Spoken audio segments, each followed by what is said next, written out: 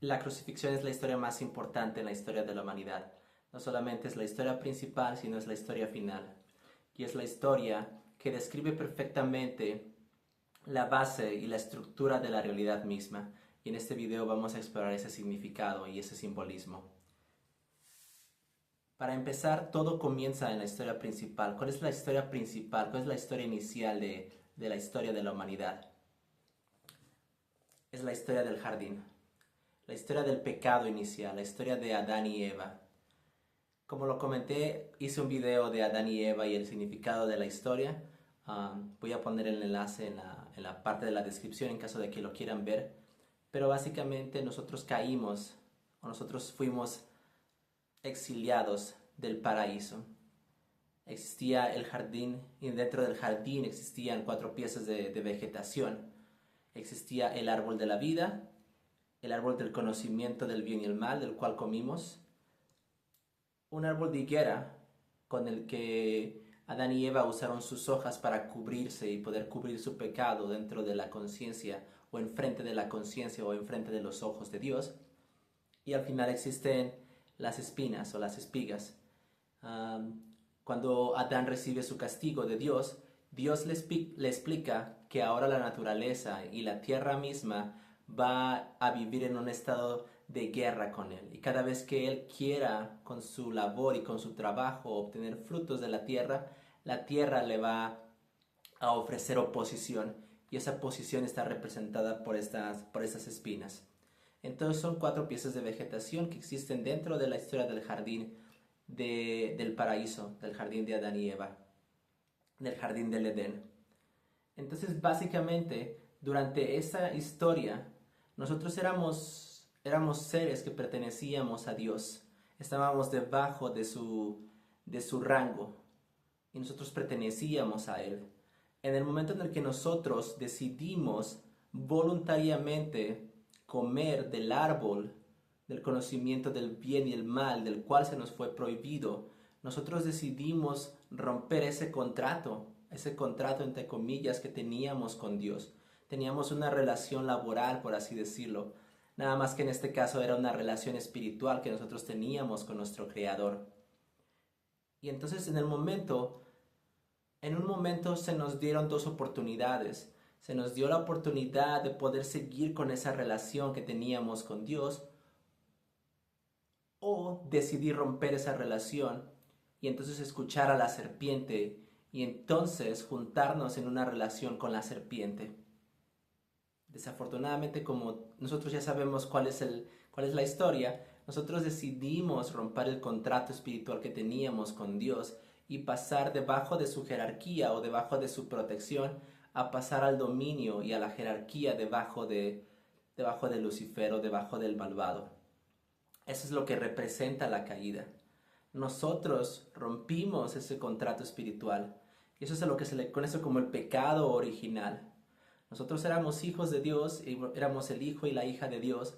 Nosotros rompimos ese contrato en el momento en el que nosotros decidimos comer de ese primer árbol, del conocimiento del bien y el mal. Y entonces pasamos sobre el yugo y pasamos sobre la esclavitud de Lucifer, sobre el mandato de Lucifer. Y es por eso que la Biblia dice que Él es el príncipe de este mundo, porque nosotros literalmente le dimos la entrada y le dimos el permiso de que Él dominara sobre nuestras vidas. Entonces, ¿qué ocurre? Dios necesita retomarnos, Dios necesita volver a romper ese contrato que nosotros hicimos con Lucifer y poder redimir nuestra deuda, poder saldar esa deuda que nosotros hicimos. Nosotros hicimos un contrato en ese momento, firmamos el contrato con Lucifer. Entonces lo que Dios hace es tratar de encontrar una forma en la que nosotros podamos salir de ese contrato de prisión, de ese contrato de esclavitud que teníamos con Él, en el cual nosotros mismos por por nuestra propia voluntad decidimos ponernos debajo de Él. Una de las cosas que más me gusta que me pregunten es, ¿qué es la Biblia?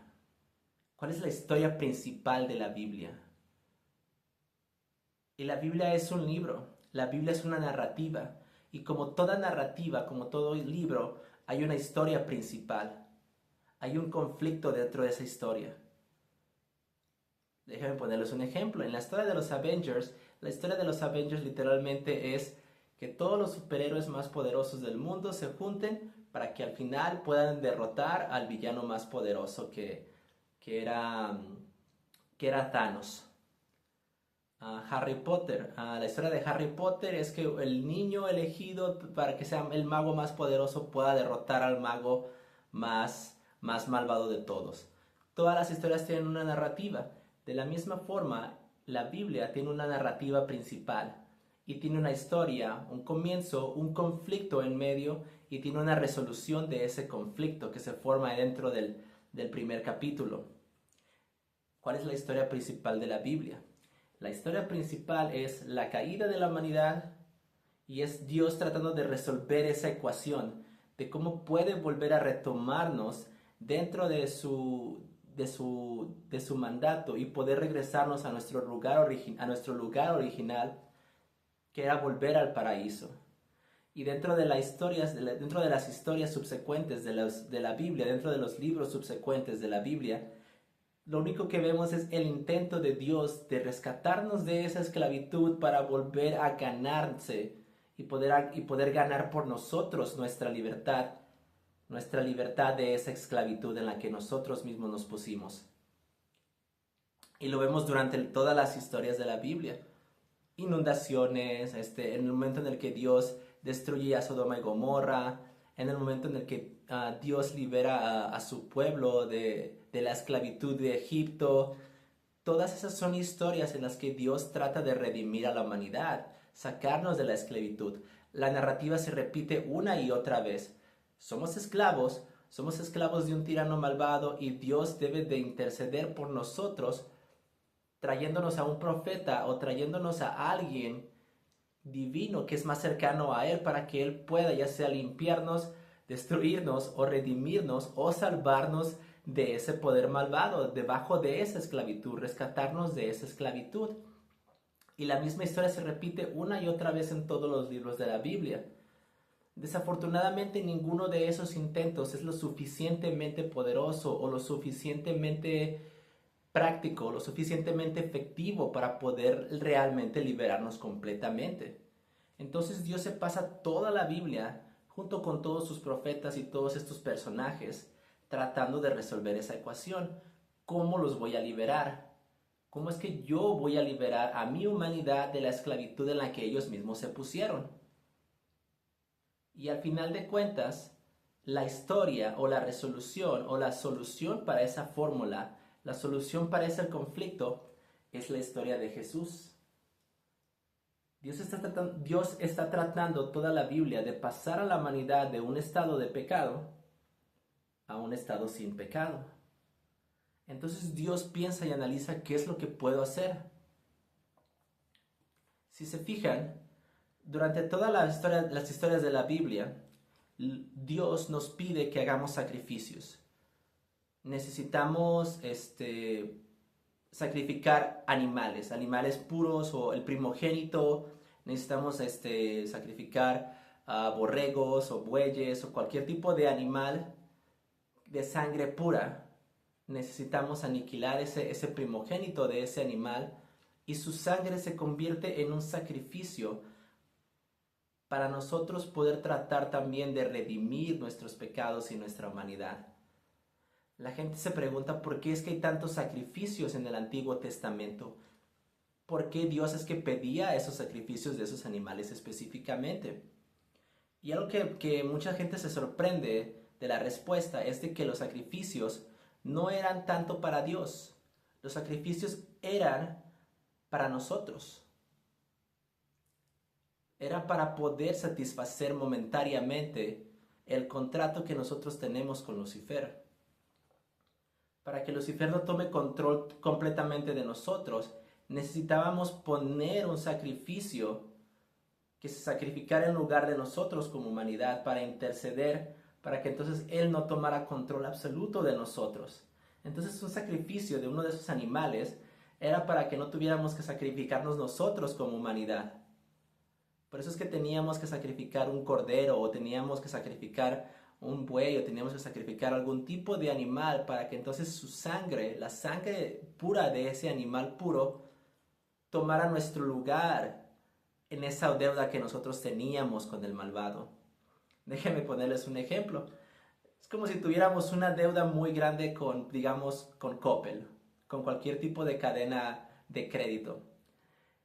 Entonces es una deuda tan grande que nosotros no tenemos la capacidad de pagar.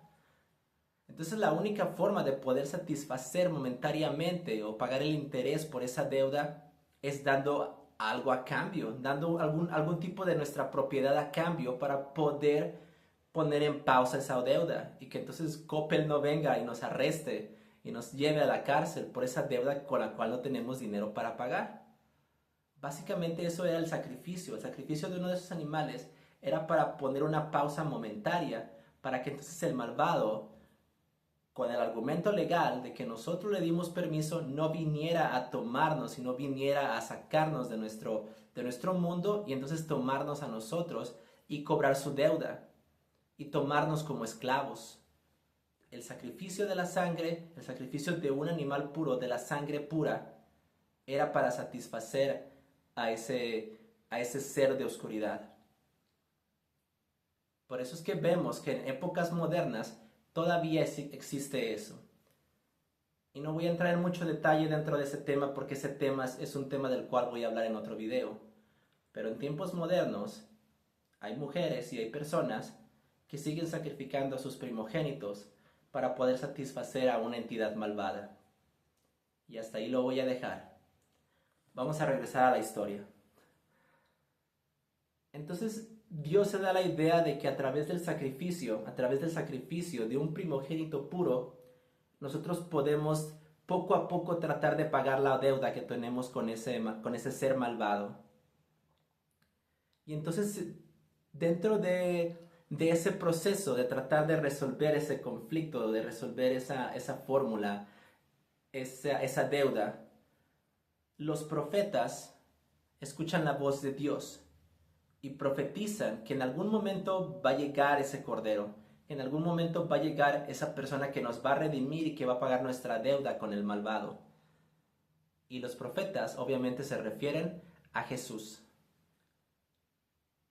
Jesús es el último sacrificio que Dios pone para poder saldar nuestra deuda con el pecado original, para poder saldar nuestra deuda con el malvado y poder liberarnos. Se necesitaba un sacrificio tan grande, tan lleno de dolor, de sangre de la más pura calidad y sangre de la más pura para poder liberarnos de ese contrato espiritual, para poder liberarnos de esa esclavitud espiritual que teníamos con el malvado. Y esa es la historia de Jesús. Ese es el último sacrificio. Literalmente Jesús lo que hace es con su muerte, con su sacrificio, con su sangre, con su cuerpo, poder romper el contrato espiritual que tenemos con el malvado, para que entonces Él ya no tenga poder sobre nosotros y nosotros por fin, hace 2000 años, hace más de 2000 años, recobramos nuestra posición como hijos e hijas de Dios y somos libres de ese pecado original. Una de las cosas que a mí más me sorprende de muchísimas religiones es que siempre se saltan ese paso. Te hacen creer que necesitamos sacrificarnos a nosotros mismos, o trabajar duro, o tratar de hacer acciones buenas, o tratar de siempre sacrificarnos una y otra vez para poder alcanzar el cielo supremo, o para poder alcanzar el paraíso otra vez. Cuando en realidad alguien ya vino, Dios ya se convirtió en carne y pagó por nuestros pecados para que esa deuda ya no existiera.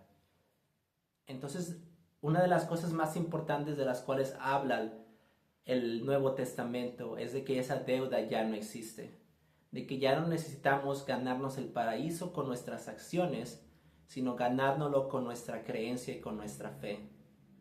En el momento en el que tú crees que esta deuda ya está pagada, lo que haces es convertirte en un seguidor de esa persona que se sacrificó por nosotros para entonces nosotros poder agradecer ese sacrificio y poder hacer que ese sacrificio haya valido la pena. Cristo es nuestro Redentor. Cristo es el que nos redimió. Cristo es el que pagó nuestra deuda espiritual. Y ese regalo está ahí. Por eso es que se le llama gracia, porque es algo que se nos dio de a gratis. Es algo que se nos dio sin que nosotros tuviéramos que sacrificarnos. Está ahí. Esa deuda ya está ahí. Ya Coppel no tiene que venir a cobrarnos. Ya los deudores no tienen ningún derecho legal o ningún derecho moral o espiritual de querer venir a cobrarnos una deuda que ya no tenemos. Solamente las personas o solamente las instituciones que son anticristianas o que son literalmente el anticristo quieren hacerte creer que todavía tienes esa deuda para poder seguirte manteniendo bajo esclavitud y hacerte creer que tienes que pagar algo que ya no debes. Esa es la verdadera naturaleza oscura del anticristo. Hacerte creer que sigues en deuda y hacerte creer que Cristo no pagó tu deuda para mantenerte en esclavitud, para mantenerte trabajado, para mantenerte con miedo y para poder seguirse aprovechando de ti. Ese es el mensaje más importante que quiero poner en este video y que Jesús nos ha enseñado que debemos de esparcir. La deuda ya está pagada, no debes. Ten fe en Jesús y sigue sus enseñanzas. Muy sencillo. Ahora, después de esta explicación de cuál es la razón de que la crucifixión existe, vamos a pasar de lleno a la historia real y explicar cada una de las etapas de esa historia.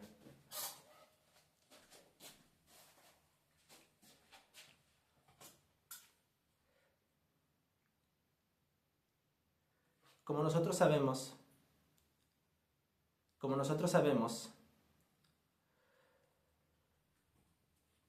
la historia de Adán y Eva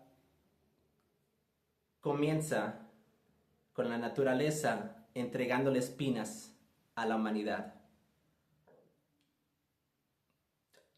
Nosotros fuimos tentados. De la misma forma, Jesús es tentado por la serpiente, es tentado por el maligno. A Jesús también se le aparece y literalmente la serpiente, Lucifer, repite la misma historia una y otra vez. Lucifer no es capaz de crear algo nuevo. Lo único que hace es repetir la misma mentira una y otra vez. Tratar de hacerte creer que él te puede dar algo que tú ya tienes. Hacerte creer que esa deuda no existe, hacerte creer que no eres Dios, hacerte creer que no eres parte de Dios y hacerte creer que no tienes ya toda la fortuna del mundo. Entonces Jesús, Él es el Hijo de Dios. Él es ya el reino de este mundo. Entonces, ¿qué es lo que hace Lucifer? Ofrecerle todos los reinos del mundo. Ofrecerle la ayuda de todos los ángeles. Y ofrecerle alimento y ofrecerle sustento y ofrecerle vida. Esas son las tres tentaciones y las tres ofertas que Lucifer le ofrece, que la serpiente le ofrece.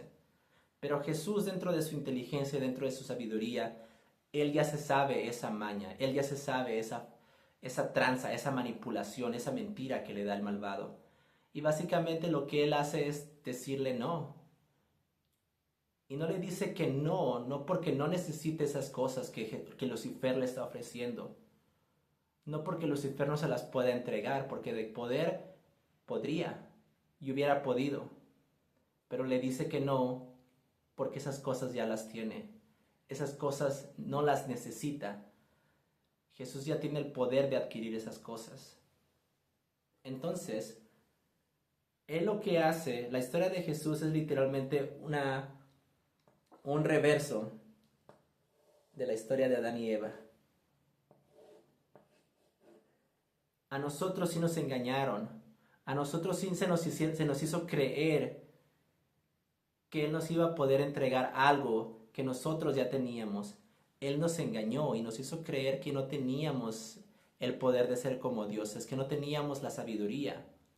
Nos dejamos engañar y por eso comimos del árbol del fruto de la sabiduría del bien y el mal. Nosotros ya teníamos ese conocimiento. Dios nos iba a entregar ese conocimiento a su debido tiempo. Y sin embargo nosotros quisimos acelerar el proceso. Nosotros quisimos tomar un conocimiento del cual no teníamos todavía la capacidad ni el merecimiento de recibir. Y la serpiente nos engañó para tomarlo antes o para tomarlo por nuestra propia voluntad. Jesús hace lo contrario. Jesús se da cuenta de la mentira y le dice que no. Entonces ahí es donde comienza el camino de la parte más baja de la montaña a la parte más arriba de la montaña. De la misma forma como el paraíso era una montaña de la cual fluían 4 ríos y existen 4 piezas de vegetación, Dios, Jesús, hace exactamente el mismo progreso. Nosotros caímos de arriba hacia abajo. Entonces ahora lo que Jesús va a hacer es hacer la inversa. Él va a ascender de la parte de abajo donde está la humanidad a la parte más arriba de la montaña. Un proceso a la inversa para poder cambiar el resultado y poder revertir la historia misma y poder revertir el castigo mismo. Entonces, si se fijan en la parte más abajo de la caída del Edén, están las espinas. Entonces lo que Jesús debe de hacer es lo que está abajo, ponerlo hasta arriba. Entonces literalmente durante la historia de Jesús, esas espinas son colocadas de la parte de abajo del Edén a la parte de arriba de la cabeza de Jesús. Eso es lo que representa la corona de espinas que se le puso a Jesús. Todo lo que está abajo, Él lo va a poner arriba. La humanidad está en la parte más abajo del mundo. Él con su sacrificio lo va a elevar a la parte más arriba. Lo va a elevar de los pies y lo va a elevar a la cabeza de Dios. Ahí es donde se encuentra la humanidad gracias a Él. Esa corona de espinas es la corona que lo representa a Él como el Rey de Reyes y el Rey que elevó la humanidad de la parte más abajo de la existencia a la parte más arriba o a la cabeza de Dios. Entonces vamos a empezar exactamente desde la parte más abajo, donde hay una corona de espinas, para poder entonces asignar un nuevo significado a esas espinas. Esa corona de espinas o esas espinas con las cuales nosotros fuimos castigados por Dios en el paraíso, ahora se convierte en nuestra corona. Ahora la tierra ya no va a estar en contra de nosotros. Ahora nosotros, gracias a ese sacrificio, tenemos esa corona y fuimos elevados gracias a Jesús. Otra de las partes más interesantes de la historia, y que muchísima gente, incluso yo, teníamos duda de cuál era el significado de esa historia, era la historia de cuando Jesús maldice el árbol de la higuera o maldice un árbol de higos. ¿Cuál es la razón de eso? La historia dice que Jesús tenía hambre y estaba buscando por alimento y encuentra una higuera seca y esa higuera no le da los frutos que él estaba buscando y entonces maldice esa higuera. Como recuerdan, en la historia de Adán y Eva, en el momento en el que ellos se hacen autoconscientes de su maldad, lo que quieren es cubrir su desnudez, quieren cubrir su conciencia, quieren cubrir su potencial de mal ante los ojos de Dios. Y lo que hacen es tomar hojas de la higuera. Entonces aquí es otro espejismo o es otro reflejo de la anulación de esa historia o de la reversión de esa historia. Ahora entonces Jesús lo que va a hacer es maldecir a la higuera por haber cubierto los pecados del hombre y por haber sido cómplice en tratar de cubrir esos pecados del hombre y de la mujer. Y entonces volvemos a escribir, entonces reescribir una de los árboles o de las piezas de vegetación de la historia y regresamos al libro al árbol de la higuera. Y ponemos aquí una higuera. Jesús ya maldice esa pieza de vegetación y ya maldice esa higuera. Y le dice, yo voy a revertir tu historia, yo voy a revertir y redimir esa historia. Y entonces tú como higuera ya no vas a cubrir los pecados del hombre. Al contrario, yo Voy a convertirme en esa parte que tome los pecados del hombre para entonces yo redimirlos y ser el redentor de esos pecados. En la historia de Adán y Eva, ellos tienen que cubrirse para poder cubrir su cuerpo, para cubrir su indignidad y cubrir sus pecados. En la historia de Jesús, Jesús hace completamente lo opuesto. De hecho, durante la crucifixión, durante la historia, se dice que se le quitaron las ropas a Jesús. Adán y Eva cubrieron sus cuerpos. Jesús expone su cuerpo y a Jesús se le ha removido sus vestiduras, haciendo lo opuesto que hizo Adán y Eva, para entonces él exponer completamente todos los pecados del mundo, ponerlos a la vista del mundo y ponerlos a la vista de Dios. Y de esa forma poder entonces revertir esa historia y poder redimir ese encubrimiento de nuestros pecados. Una de las cosas más increíbles de la historia es la parte de la cruz, es esa madera. ¿Qué significa la cruz? Porque es que Dios tiene que cargar ese pedazo de madera. Y si se dan cuenta, ¿qué es esa madera? Lo que es un tronco. Jesús literalmente lo que hace es ser castigado y puesto por su corona de espinas a la base de una montaña. Y entonces lo que Jesús tiene que hacer es tomar ese árbol. Lo que Dios hace es tomar el árbol del conocimiento del bien y el mal que nos hizo caer aquí en la parte de abajo. Y lo que hace Él es ponérselo en sus hombros y cargar ese árbol. Ese madero o ese tronco es una representación del árbol del bien y el mal que nos hizo caer. Y ahora lo que Jesús hace es tomarlo Él solo, ponérselo en las espaldas, ponérselo a los hombros y cargarlo. Y subirlo desde la parte más baja de la montaña hacia la parte más arriba. ¿Sí se recuerdan cómo dije que en la caída de Adán y Eva lo que hacen es de la parte más arriba de la montaña, de la parte más arriba del paraíso descender? Ahora Jesús lo que tiene que hacer es hacer el sentido opuesto. Ya estamos en la parte de abajo, lo que va a hacer Él es ascender. Y durante esa ascensión Él va a redimir todos los aspectos que Adán y Eva maldicieron. Entonces Jesús toma ese tronco, Jesús toma ese árbol y ahí se lo avienta encima. Literalmente representando cómo Él va a tomar toda esa deuda que tenemos debido a ese árbol del conocimiento del bien y el mal. Y Él literalmente se convierte en ese árbol.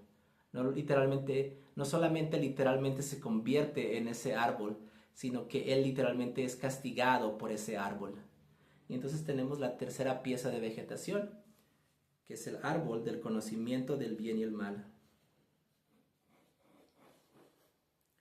Uno de los simbolismos más importantes de la historia es el comienzo de la crucifixión. La historia literalmente comienza en un jardín. Así como literalmente Adán y Eva estuvieron en un jardín, Jesús literalmente es traicionado y hace vela dentro de un jardín, el jardín de Getsemaní. Dentro de ese jardín de Getsemaní, Dios ora a Dios toda la noche, junto con sus discípulos. Sus discípulos se quedan dormidos y Él sigue despierto, lo cual representa a los seres humanos que desafortunadamente la mayoría todavía seguimos dormidos, mientras Jesús ya ha pagado por nuestras deudas. Por eso Jesús les dice a sus discípulos: despierten y hagan oración. Él literalmente nos está despertando de ese trance, nos está despertando de ese sueño eterno, nos está despertando dentro de esa ilusión, de ese sueño falso que es la historia de la humanidad. Ya no tenemos que seguir dormidos, ya podemos nosotros despertar, y despertar como a través de la oración, y despertar al sueño divino, y despertar a la realidad divina.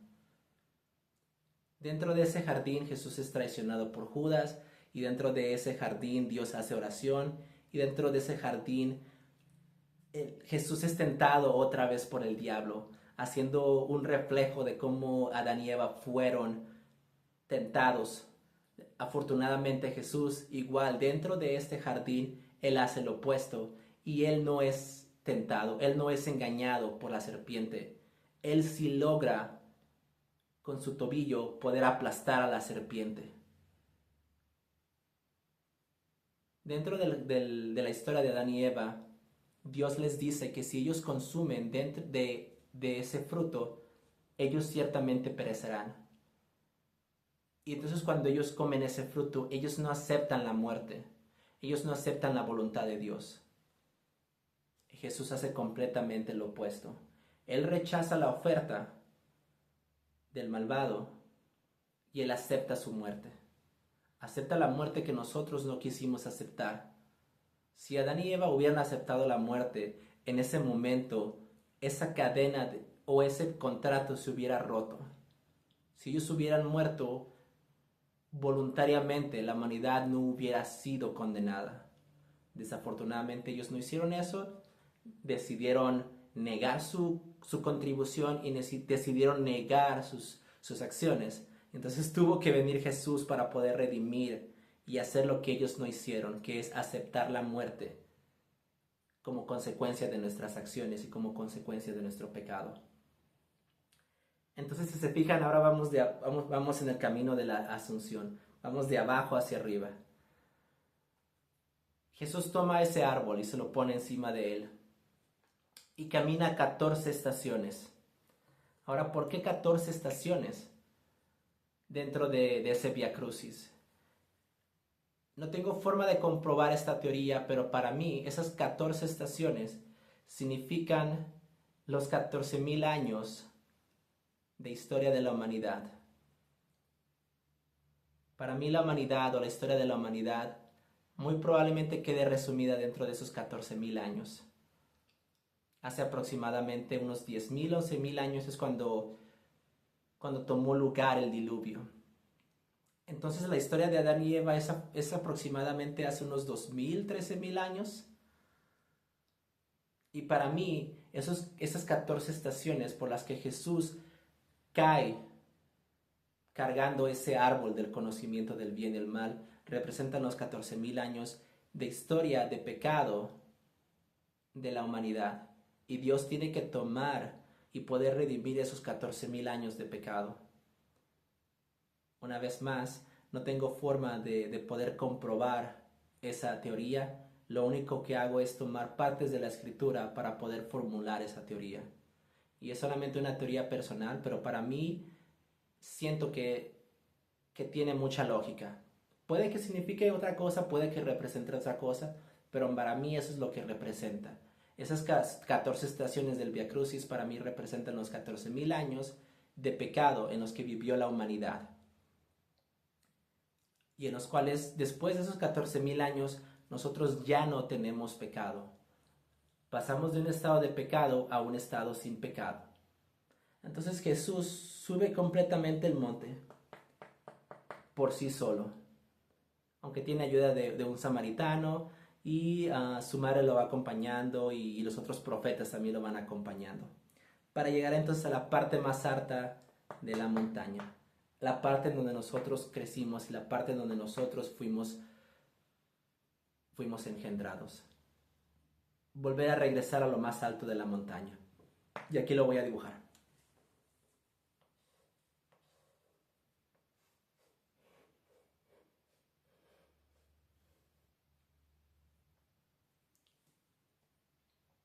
Entonces, si se fijan, es la misma historia, es la misma estructura.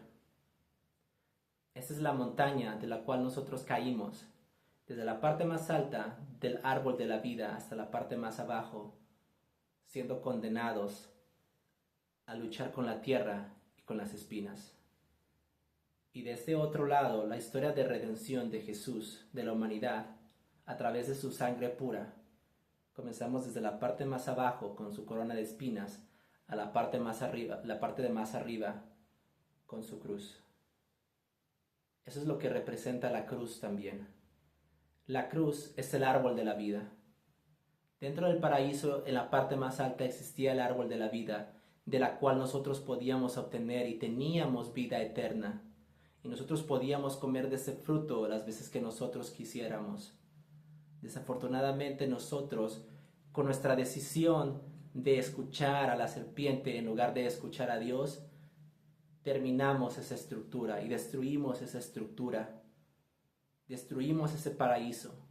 Jesús lo que vino es volver a levantar esa estructura, volver a levantar ese templo que fue destruido. Entonces ahora Dios, Jesús, Dios en carne, el Hijo del Hombre, viene a levantar esa estructura otra vez. Esa estructura en esa montaña, y en la parte más arriba de la montaña volver a poner otro árbol de la vida. Jesús literalmente, en el momento en el que es clavado y unido a la cruz, se convierte en el árbol de la vida. Se convierte en la nueva versión del árbol de la vida, y todo aquel que coma de él, todo aquel que coma de su cuerpo y bebe de su sangre, va a obtener vida eterna.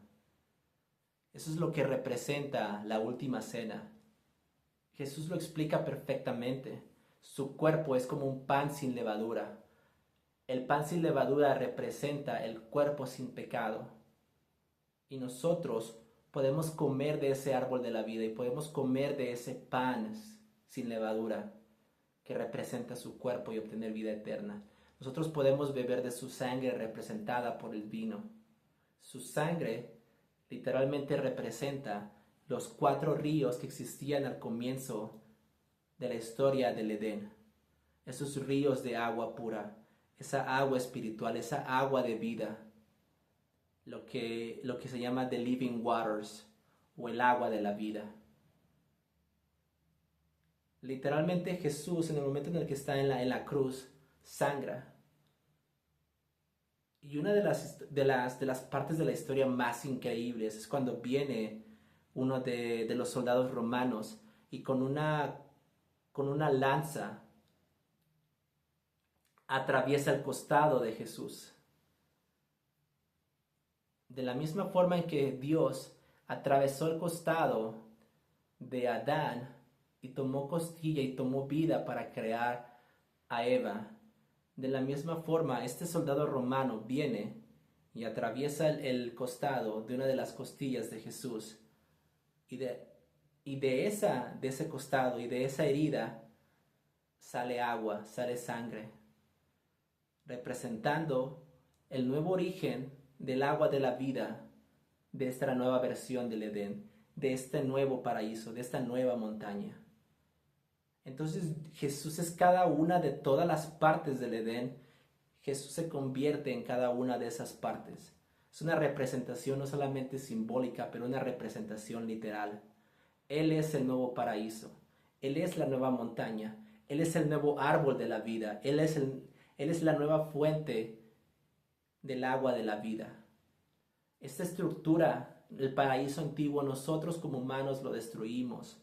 El nuevo paraíso, Dios, Jesús, como la versión humana de la deidad suprema, reconstruye ese paraíso, reconstruye ese templo y se convierte en la nueva base, en la nueva cruz, en la nueva versión del paraíso. Y Él se convierte en el paraíso para que nosotros podamos regresar a ese paraíso, para que nosotros podamos ingresar a través de Él y a través de su sacrificio a este nuevo paraíso.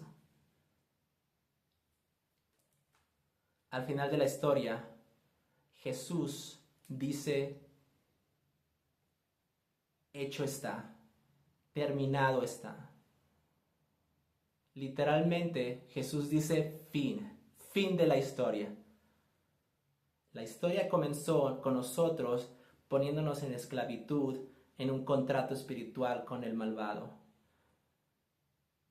Toda la historia de la Biblia, Dios está tratando de sacarnos de esa esclavitud y liberarnos de esa esclavitud. Al final de la historia, Dios mismo, a través de su sacrificio, dice: fin, terminado está, hecho está, y paga nuestra deuda con el malvado y nos libera y nos hace libres de esa deuda. La Biblia no es más que un compendio de toda la sabiduría de ese proceso de redención, de ese proceso de liberación. He escuchado hablar a muchísimas personas cómo ellos piensan que la Biblia es un libro negativo, es un libro donde Dios muestra su maldad y donde Dios muestra su odio con el mundo. Y nada puede ser más alejado de la realidad. La Biblia es el libro donde Dios hace todo lo posible por tratar de rescatarnos de ese contrato espiritual con el malvado. Todo lo intenta, todo. Castigos, bondad, nos da maná del cielo, nos da conocimiento, nos manda profetas y nosotros no escuchábamos. El villano, el villano de la Biblia no es Dios.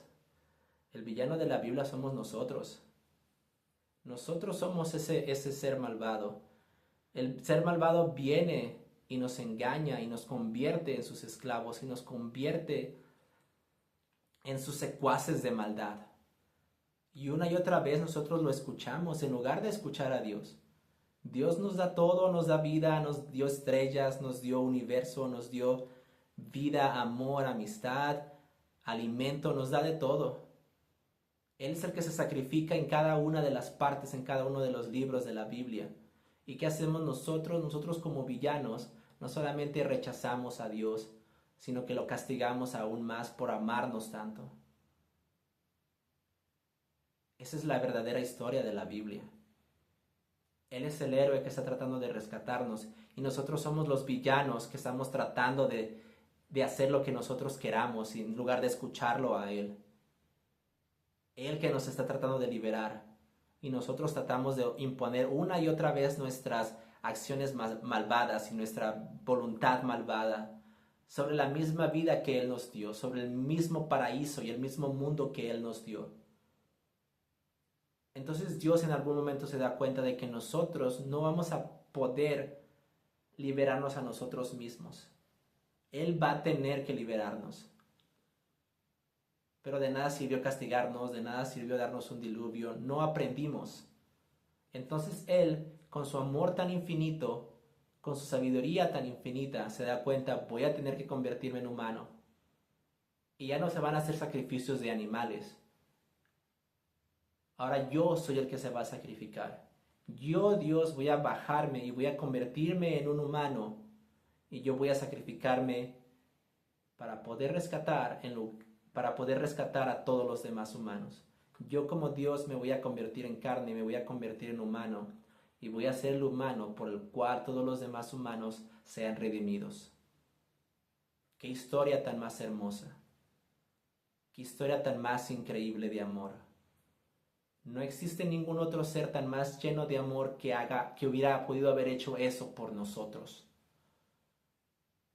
Y después de más de 2000 años, o casi 2000 años, de esa historia de sacrificio, de esa historia de amor, por parte de nuestro Padre, por parte de nuestro mejor amigo, muchísimos de nosotros todavía decidimos decir que no lo hizo, negarlo, no aceptarlo, o incluso peor, mentir y cometer perjurio y decir que Él es malo y que no nos ama. Y todos en algún momento de nuestra vida hemos llegado a ese punto. Yo sí lo acepto. Yo en algún momento fui esa persona que decía que Jesús no me amaba, que decía que Dios no me amaba. Yo en algún momento fui ateo. Y yo quise descubrir la verdad, entre comillas. Yo quería saber la verdad. Y oh, miren lo sabio que es Dios. Él me mostró la verdad.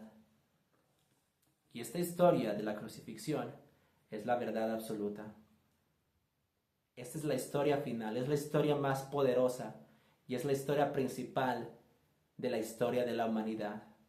Nuestra caída por nuestras propias manos y nuestra asunción o nuestro levantamiento por medio de las manos y del sacrificio de nuestro Dios.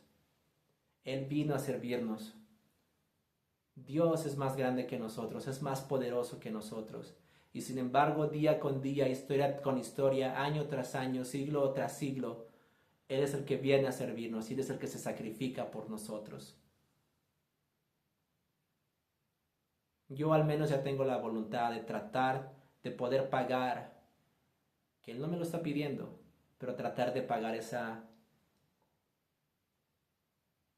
ese hermoso acto de amor, ese regalo que Él me ha entregado a mí y nos ha entregado a todos nosotros. Yo quiero ya vivir entonces en un estado sin pecado.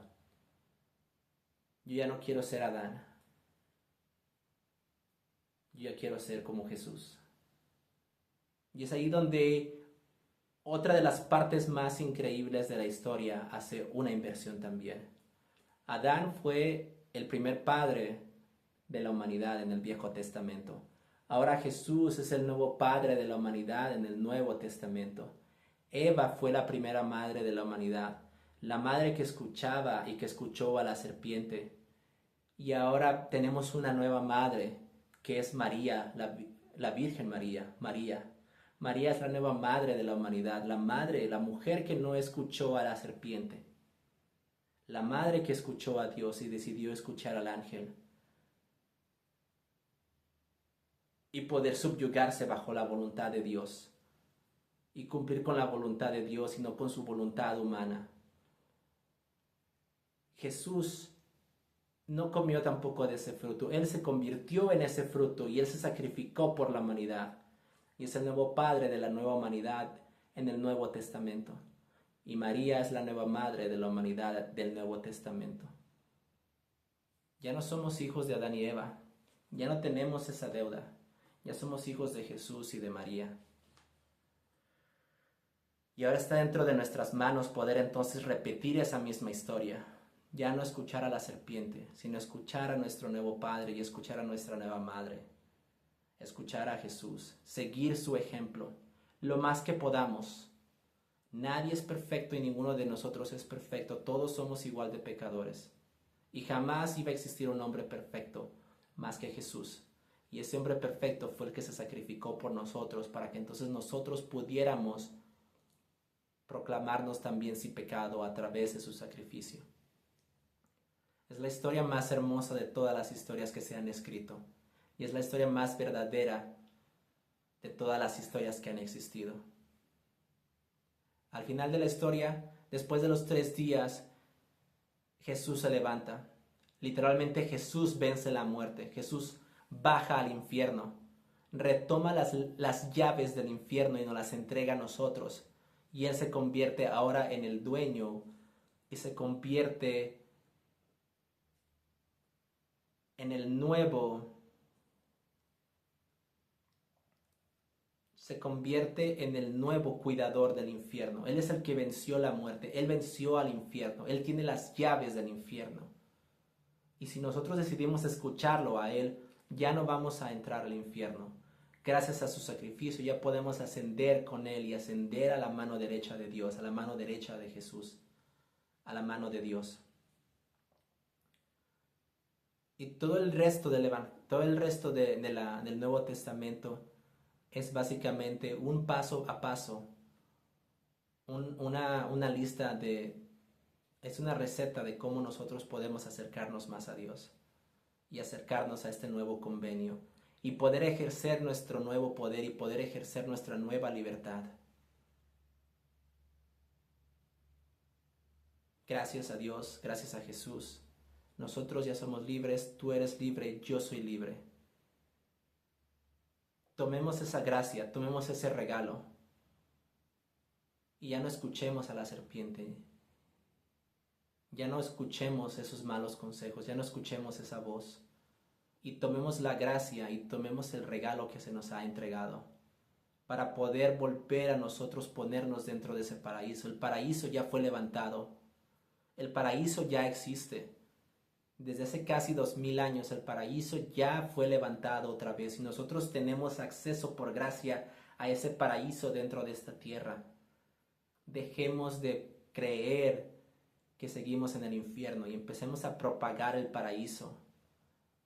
Empecemos a tomar el paraíso y criar el paraíso dentro de nosotros y compartirlo con los demás, compartirlo con nuestros hermanos y con nuestras hermanas. Hagamos lo mejor que podamos. Empecemos a crear el paraíso dentro de esta tierra. Nosotros, tú el que está viendo este video, yo, tus padres, tus hermanos, tus hermanas, tu novio, tu novia, todos tenemos ese poder de ingresar al paraíso hoy mismo, a través de su sangre. Me gustó mucho poder haber hecho este video en esta Semana Santa, para explicar el mensaje y explicar detalle a detalle qué es lo que significa esta historia. Y es una época muy, muy, muy importante dentro del Reino Unido, dentro de Estados Unidos, dentro de México, que es donde yo me encuentro. La cristianidad está en un renacimiento. Cada vez hay más y más personas que están regresando al mensaje de Jesús, que están tomando las enseñanzas de los evangelios. La cristianidad está en un renacimiento, está en ascensión, está creciendo en números increíbles en el 2025 en todo el mundo, en Irán, en países del Medio Oriente, en Europa, incluso en Asia, acá en Latinoamérica. El cristianismo está en un boom, está explotando. Muchísima gente está adquiriendo estos conocimientos y no es casualidad. Estamos en una era muy importante y te invito a ti a formar parte de esa era, te invito a ti a formar parte de ese movimiento, te invito a dejar de ser un esclavo del malvado y te invito a que seas libre dentro del paraíso creado por Jesús. Muchísimas gracias por ver este video. Cualquier duda, cualquier comentario, cualquier pregunta, déjenmela en los comentarios. Si quieren que explique algún evento o alguna parte de este video con más detalle, también pónganmelo o pídanmelo en los comentarios. Muchísimas gracias por ver este video. Se los agradezco muchísimo. Y hasta la próxima y que tengan un excelente día. Jesús es Dios, Jesús es el Rey de Reyes y Él te ha salvado a ti. Y espero que tengan un excelente día. Bye bye.